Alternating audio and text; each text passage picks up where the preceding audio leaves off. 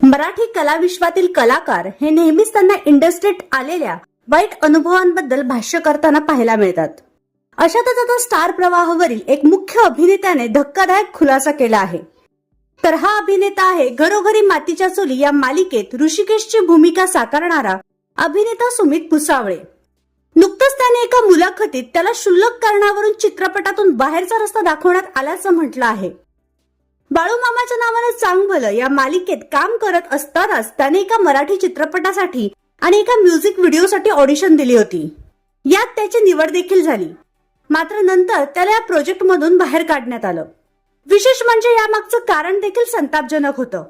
Social मीडियावर कमी followers असल्याने त्याच्याकडून हे प्रोजेक्ट काढून घेण्यात आले होते. या घडल्या प्रकाराबद्दल सुमितला धक्काच बसला होता. तुम्ही अभिनय कसं करता यापेक्षा तुमचे सोशल मीडियावर किती फॉलोअर्स आहेत हे अधिक महत्वाचं झालं आहे. आता कलाकारांचं भविष्य सोशल मीडियावरून ठरवलं जातंय हे खूपच धक्कादायक आहे. तर याबद्दल तुमचं काय मत आहे हे आम्हाला कमेंट बॉक्समध्ये नक्की कळवा.